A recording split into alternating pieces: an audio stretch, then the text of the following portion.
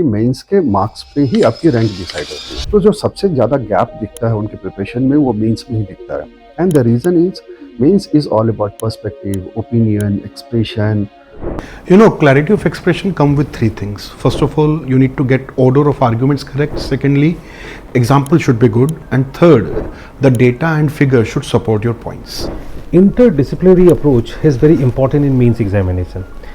Mains preparation is not all about collecting information. Rather, it should be more analytical and opinion based. Mains is all about two things, clarity of concept and clarity of expression. मे भी आप mains की preparation करें, make sure that all the faculties are senior and matured enough. ने अपना जीवन का एक समय एक सब्जेक्ट में बिताया हो, देन ओनली ही और she can help you to get command over that particular subject.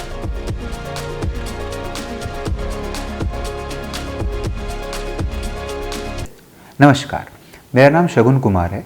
मैंने यूपीएससी सिविल सर्विसेज 2024 के एग्ज़ाम में 100th रैंक हासिल करी है और आज डीकेटी के इस वीडियो के माध्यम से मैं आपके साथ अपने जीएस की मेंस आंसर राइटिंग के बारे में डिस्कस करना चाहूँगा। सिविल सर्विसेज एग्ज़ाम में मैंने 5 अटैम्प्ट दी और 5 बार मेंस लिखा। अपनी पहली अटैम्प्ट में जीएस में मेरा कंबाइंड स्कोर केवल 357 था, परंतु इस अटैम्प्ट में मैं उस स्कोर को इम्प्रूव करके 446 तक ला पाया, जिसने एक बहुत मेजर रोल प्ले किया मेरे फाइनल सिलेक्शन में। अपनी लास्ट तीन अटैम्प्ट्स में मैं लगातार 400 प्लस स्कोर कर पाया, जहाँ तक कि जीएस के कंबाइंड स्कोर का सवाल है। तो अपने एक्सपीरियंसेस और अपनी आंसर राइटिंग स्ट्रेटेजी को मैं डीकेटी के इस वीडियो के माध्यम से आपके साथ शेयर करना चाहूँगा। तो जहाँ तक सवाल है एस्से का, एस्से में मेरा स्कोर बहुत अच्छा नहीं है, काफ़ी एवरेज है।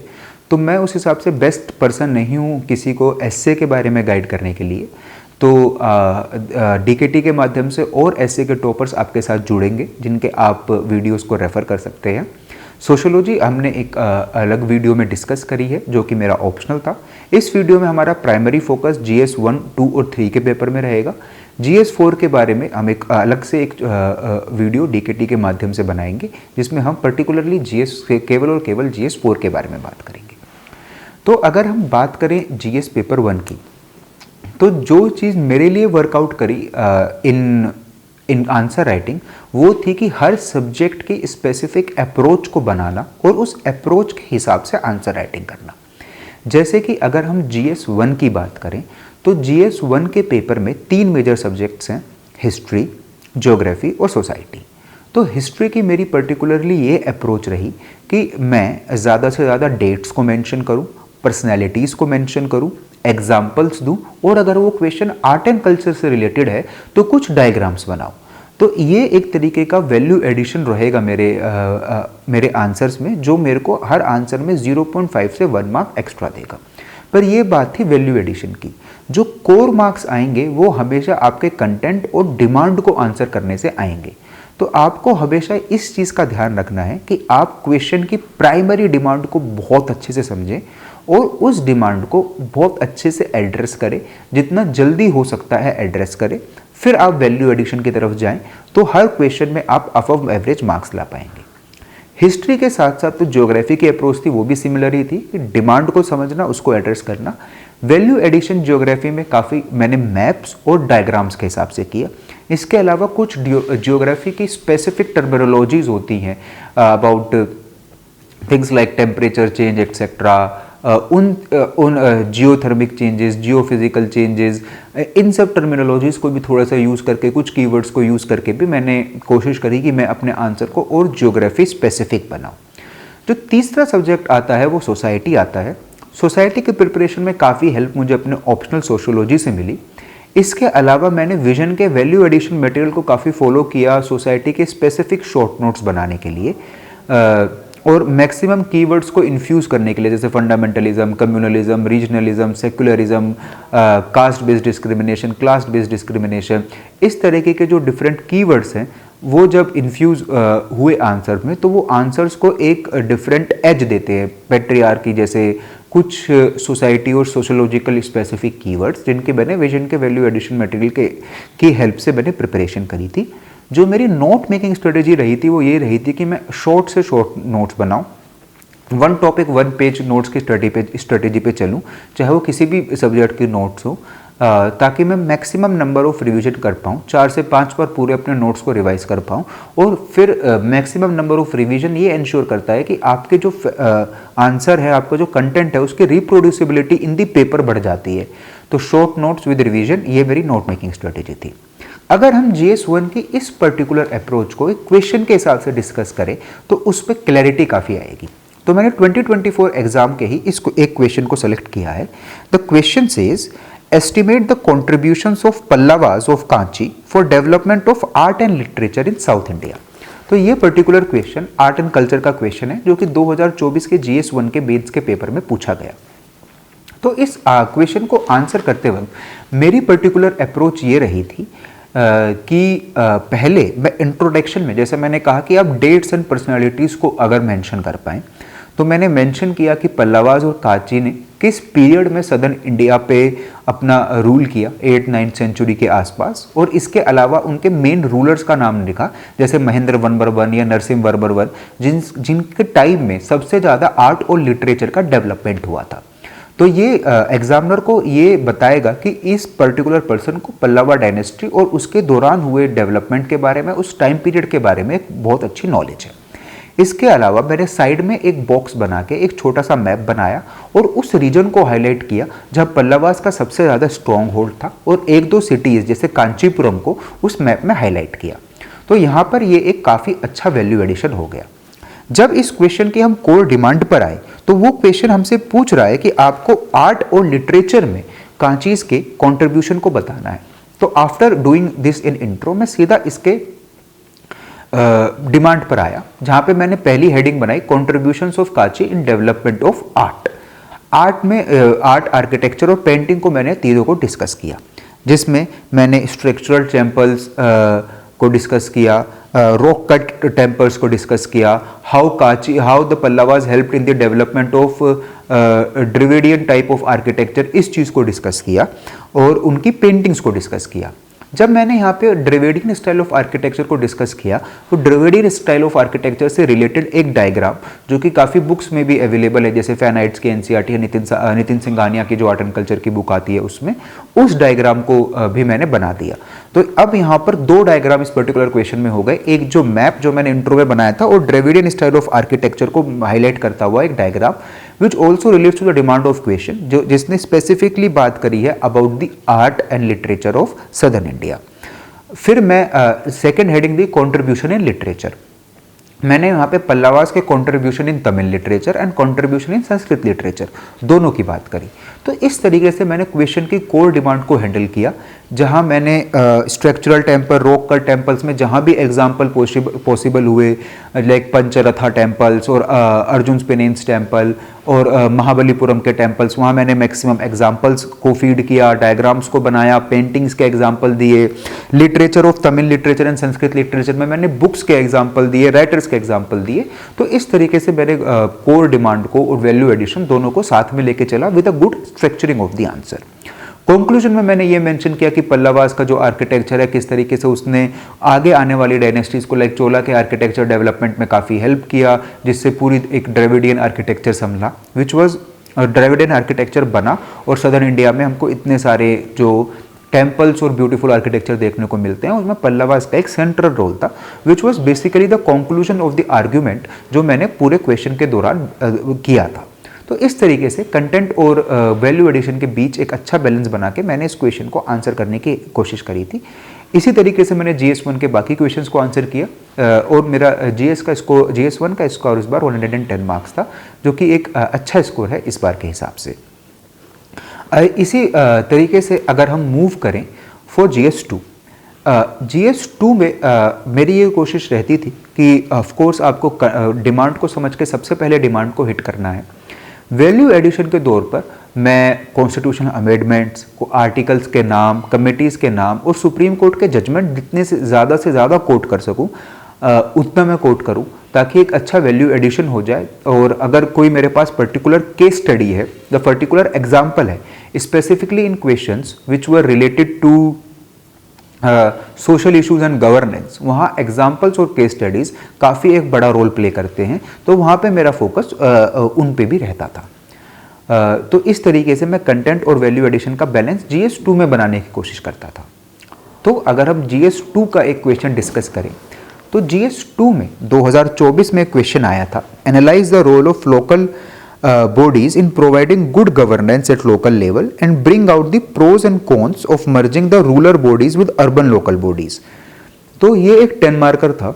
इस क्वेश्चन को पढ़कर ही हमें पता चल रहा है कि इस 10 मार्कर में ऑलरेडी 3 डिमांड है कि आप role of local bodies in good governance बताएंगे, दूसरा आप प्रोज बताएंगे of merging rural local bodies of with urban local bodies, और फिर आप कौन्स बताएंगे of merging rural and urban local bodies.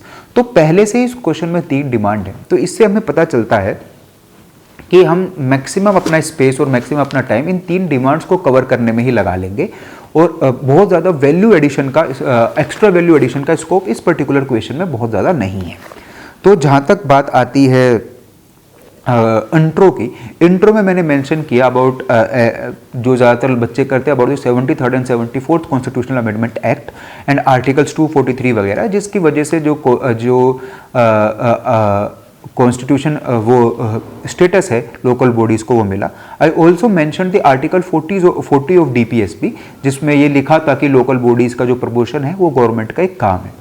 तो यहाँ पर एक अच्छा खासा वैल्यू एडिशन हो गया, जहाँ मैंने आर्टिकल्स और कॉन्स्टिट्यूशनल अमेंडमेंट एक्ट को वो एड्रेस कर दिया, क्योंकि when it comes to the demand of the question बहुत लिमिटेड स्कोप बचेगा, क्योंकि 3 डिमांड पहले से ही मेजर 3 डिमांड इस क्वेश्चन में हैं, तो वैल्यू एडिशन और बहुत ज़्यादा एक्स्ट्रा चीज़ें लिखने का स्कोप कम है।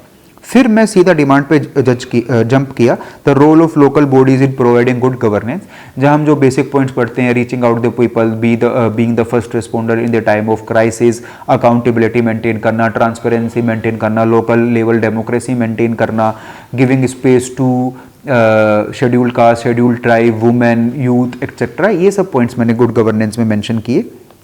What can be the cons of merging local bodies, urban और rural local bodies, उसमें 3 से 4 cons, 3 से 4 प्रोज देने की कोशिश करी कि their funding will improve, their transparency will improve, और कॉन्स में कि rural area and urban area have their specific problems, urban area issues can overshadow the rural area issues. इस तरीके से प्रोज एंड कॉन्स को मैंने इस क्वेश्चन की कोर डिमांड को एड्रेस करने की कोशिश करी।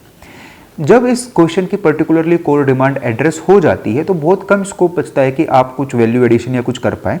तो टुवर्ड्स द कंक्लूजन मैंने कोशिश करी कि हम 1-2 कमेटीज़ के नाम लें जो कि लोकल बॉडीज़ के इम्प्रूवमेंट के ऊपर बनी है, जैसे सुमित बोस कमेटी हो गई, या तो मैंने कंक्लूजन में 1 या 2 कमेटीज़ के नाम लिख दिए और फिर लिखा कि हम इन कमेटीज़ के रिकमेंडेशन को फॉलो कर सकते हैं to improve the fund function and functionaries of the local bodies, specially rural local bodies, जिससे जो ओवरऑल गुड गवर्नेंस का स्ट्रक्चर है वो इंडिया में इम्प्रूव हो।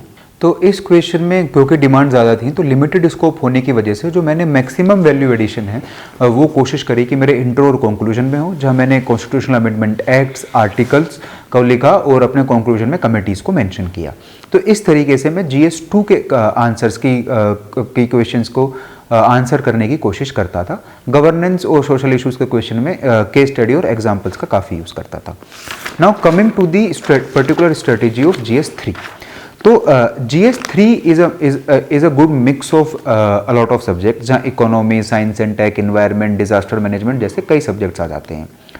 इकोनॉमी के आंसर राइटिंग में मेरी ये स्ट्रेटेजी रहती थी कि डिमांड को एड्रेस करने के साथ साथ वैल्यू एडिशन में मैं डाटा और फैक्ट्स काफ़ी दे पाऊँ, और अगर ये डाटा और फैक्ट्स ग्राफिकल रिप्रेजेंटेशन में है, चाहे वो पाई ग्राफ हो, लाइन ग्राफ हो या बार ग्राफ हो, तो ये एक तरीके से बेटर इंप्रेशन क्रिएट करेंगे ऑन द एग्जामिनर। ये मेरी कोशिश रहती थी इकोनॉमी के क्वेश्चन में। Also writing a good number of committees in these particular questions was very helpful. जहाँ तक बात आती है साइंस एंड टेक के क्वेश्चंस की, तो साइंस एंड टेक में वैल्यू एडिशन के लिए मैं डायग्राम्स को काफ़ी इंक्लूड करने की अपने आंसर में कोशिश करता था। जैसे कि जेनेटिक मॉडिफाइड सीड्स पे भी कोई क्वेश्चन है तो वहाँ पे एक बॉक्स में जेनेटिक एडिटिंग का एक डायग्राम बना दिया कि इस तरीके से सीड्स को मॉडिफाई किया जा सकता है। या फिर इस बार एक क्वेश्चन सैटेलाइट्स को लेकर या टोल्स को लेकर आया था, तो उसमें भी मैंने डायग्राम बनाने की एक कोशिश करी थी। सेम डिजास्टर मैनेजमेंट के क्वेश्चन में डायग्राम्स के साथ साथ मैप्स बनाने की कोशिश करता था, और इंटरनल सिक्योरिटी की क्वेश्चन में डायग्राम मैप के साथ साथ मैक्सिमम यूज़ ऑफ कीवर्ड्स की मैं काफ़ी कोशिश करता था, खासकर जो टेक्नोलॉजी से रिलेटेड कीवर्ड्स हैं, जैसे कॉम्प्रिहेंसिव बॉर्डर मैनेजमेंट प्रोग्राम हो गया, बोल्ड QIT स्कीम हो गई, smart fencing, drones, anti drone systems, या फिर इस तरीके के जो भी कीवर्ड्स हैं उनको काफ़ी इंक्लूड करने की कोशिश करता था इंटरनल सिक्योरिटी के आंसर्स में, जिसने मेरी हेल्प करी apart from writing names of multiple committees, recommendations, data fact etcetera. तो अगर हम GS3 का एक क्वेश्चन डिस्कस करें तो जो क्वेश्चन इस साल आया था, examine the role of millets for ensuring health and nutrition security in India. तो ये एग्रीकल्चर और इकोनॉमिक्स से रिलेटेड एक क्वेश्चन है, agree economics which is a very important topic in GS3 का सिलेबस। तो यहाँ पर जो मैंने इंट्रो दिया था, it was basically about the millet production capacity of India, कि इंडिया की किस तरीके से एक हाई मिलेट प्रोडक्शन कैपेसिटी है, और वहाँ पे मैंने डाटा दिया था कि इंडिया हर साल इतने मिलेट्स को प्रोड्यूस करता है, and India is also the world's highest millet producing country, जो कंजम्पशन और एक्सपोर्ट दोनों के लिए मिलेट्स को यूज़ करता है। तो यहाँ पे मैंने एक डाटा दिया। वैल्यू एडिशन इस पर्टिकुलर क्वेश्चन में मैंने मैप के जरिए किया, जहाँ मैंने इंडिया का मैप बना के हाईलाइट किया कि इंडिया के कौन से रीजन में कौन से मिलेट्स बनते हैं। अब क्योंकि ये मैप इस क्वेश्चन का पर्टिकुलरली डिमांड को एड्रेस नहीं कर रहा है, तो इस मैप को इसलिए अलग से एक बॉक्स में डालना इंपॉर्टेंट हो जाता है, ताकि एग्जामिनर को पता चले कि एक एक्स्ट्रा इन्फॉर्मेशन है जो इसने दी, जो इनको पता है। Writing the particular area and the millets that are grown in that area. इसके अलावा फिर मैं इस क्वेश्चन के कोर डिमांड पे आया। The core demands dealt with ensuring health and the nutrition security of India. तो जहाँ पहले मैंने हेल्थ की बात करी कि ये किस तरीके से हार्ट डिजीज से बचा सकता है, ओबेसिटी से बचा सकता है, अंडर न्यूट्रिशन, ओवर न्यूट्रिशन, और न्यूट्रिएंट जैसे प्रोटीन इंटेक को बढ़ाना, कैल्शियम इंटेक को बढ़ाना, वुमेन की बोन्स को स्ट्रॉन्ग करना, क्योंकि उनकी बॉडी में कैल्शियम और आयरन जैसे चीज़ों की डिफिशियंसी हो जाती है। तो इस तरीके से कीवर्ड्स के साथ साथ, डाटा के साथ साथ यहाँ पर भी डाटा का प्रयोग किया कि इतने परसेंटेज ऑफ ज़्यादा कैल्शियम होता है compare to wheat and rice, इतने परसेंटेज ऑफ ज़्यादा प्रोटीन होता है, या इतना इनका इंडेक्स होता है जिससे शुगर स्पाइक नहीं होता। इन सब डाटा को भी यूज़ करने की कोशिश करी अबाउट वेरियस क्रॉप्स। तो यहाँ पर डाटा इंक्लूजन काफ़ी हुआ, और फिर जो कंक्लूजन था उसमें जो गवर्नमेंट की दी जाने वाली लाइन्स हैं, स्कीम्स हैं, जो कि GS3 के लिए काफ़ी इंपॉर्टेंट हो जाती हैं। अगर हम गवर्नमेंट की schemes, lines, some flagship work that is done by government, अगर उसको मैक्सिमम अपने इंक्लूड कर पाएँ, तो यहाँ पर इनको श्री अन्न बोला गया था, और किस तरीके से एक इनको बढ़ाने की स्ट्रेटेजी दी गई। तो छोटा सा मैंने यहाँ पर एक वे फॉरवर्ड भी इंक्लूड किया था, अगेन इन अ बॉक्स, कि क्या वे फॉरवर्ड हो सकता है to increase the millet consumption in India. और कंक्लूजन में मैंने इनको बताया कि ये श्री अन्न है, किस तरीके से इंडिया के जो sustainable development goal 2 of no hunger and nutrition है, 2 और 3 में से कोई सस्टेनेबल डेवलपमेंट गोल है, उसको अचीव करने में किस तरीके से मिलेट्स का एक बहुत बड़ा योगदान होगा। तो इस तरीके से mentioning sustainable development goals, objectives, ideas of government, flagship schemes, government schemes, keywords भी आपकी बहुत ज़्यादा हेल्प करते हैं जहाँ तक GS3 में वैल्यू एडिशन का सवाल है। तो इस तरीके से मैंने इस पर्टिकुलर क्वेश्चन को स्ट्रक्चर किया था। तो GS3 की जहाँ तक बात हुई, writing data, facts, diagrams, graphs, government schemes, agenda, ये सब काफ़ी अच्छा वैल्यू एडिशन के दौर पे काम आता है। GS4 की जहाँ तक बात है, वहाँ मेरी स्ट्रेटेजी पर्टिकुलरली डील करती थी कि मैं किस तरीके से अपने नोट्स को डिज़ाइन करूँ, जहाँ पर मैं मैक्सिमम कोट्स, एग्जाम्पल, कीवर्ड्स अपने नोट्स का पार्ट बनाऊं, और फिर उसकी डेडिकेशन के साथ आंसर राइटिंग प्रैक्टिस करूं। GS4 के बारे में मैं DKT के माध्यम से आपके साथ एक दूसरे वीडियो से जोड़ूंगा। मैं DKT का धन्यवाद करता हूं, जिन्होंने मेरे को ये अपॉर्चुनिटी दी कि मैं अपने एक्सपीरियंसेस को आपके साथ शेयर कर सकूं। धन्यवाद।